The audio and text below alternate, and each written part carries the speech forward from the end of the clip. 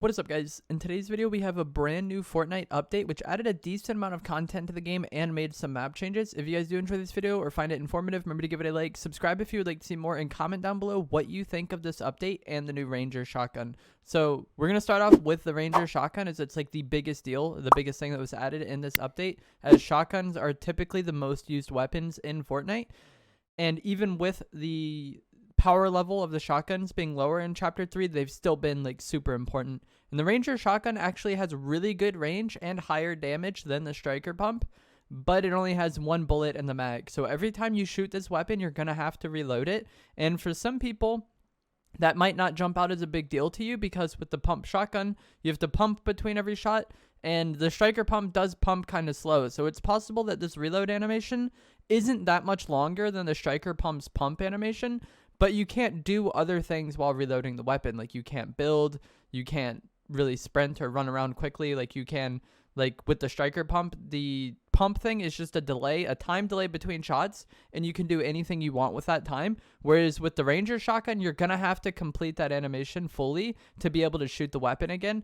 I am really excited to try this weapon out and see how it plays, though. I'll likely have a video tomorrow or the next day after I've been able to play a decent amount with it, going over its strengths and weaknesses. Weapons like this are always really fun to play with and try out because it has very clear strengths and weaknesses. The strengths are its damage and its range, and then the weakness is the fact that you have to reload every shot. And playing around that weakness is really going to be what determines whether or not you're good with this weapon. Typically, I would say that having to reload every shot would be a huge problem and something that's probably not worth it. But since we have SMGs that are so overpowered this season, I could see it kind of making sense to use this shotgun, because you can just like shoot the shotgun when it's reloaded and then play the combat sub for most of the fight and be fine with that until you're in another situation where you can reload the shotgun. If the SMGs weren't so overpowered, I don't think the shotgun would have as much potential as it does, but I'm actually really excited to try this weapon out. Condo Canyon lost its blimp, so the war was going on at Condo last season, and now the blimp has crashed into the water. There is still some loot on it that you can get, but the blimp is no longer at Condo, and now they are fighting over Coney Crossroads. So next week, the Coney blimp will be gone, which personally I'm pretty excited for. Coney was one of my favorite places on the Chapter 3 map, but I really don't like landing at POIs with blimps, so I'm excited for the Coney blimp to be removed next week.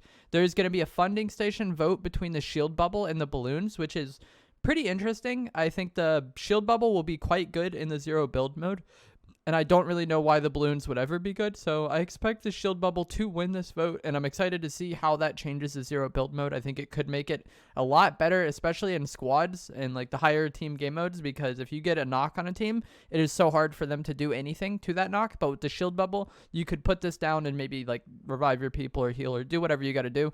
I think the shield bubble opens up a lot of potential in the zero build mode, so I am excited to see if that wins the vote.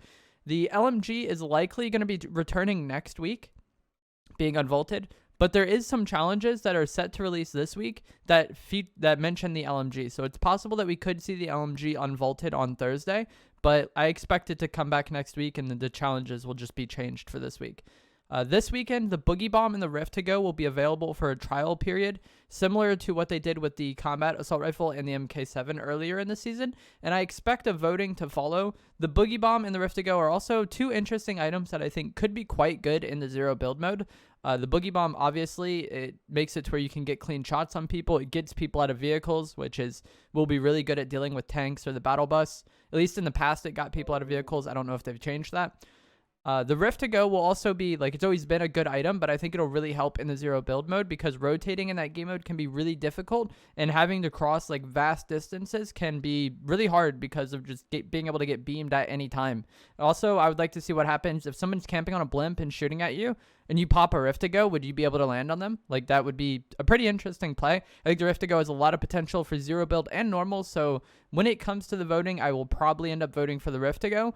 When the Combat AR and the MK were introduced in the trial period for a weekend, they changed things with both weapons. The MK was nerfed and the Combat AR was buffed. So I'm interested to see if they change anything with the Boogie Bomb or the Rift to Go, since they're adding them in like a trial period weekend. And then finally, the Prowler skin is now available. You can do the challenges to unlock it. This is a secret skin for this season's Battle Pass, and you can do the challenges and unlock this skin. So that's going to be it for this video. Let me know what you think of that update down in the comments below. Personally, I'm really excited to try the Ranger shotgun and see like how it plays in game. Could go either way. I could see it being really good and really fun, or just like borderline useless, but we'll have to see once we try it out. If you guys did enjoy the video, give it a like, subscribe, comment. I'm probably going to be streaming on Twitch as you're watching this video, or shortly after you watch this video. It'll be linked down in the description below, and I'll see you guys in the next video.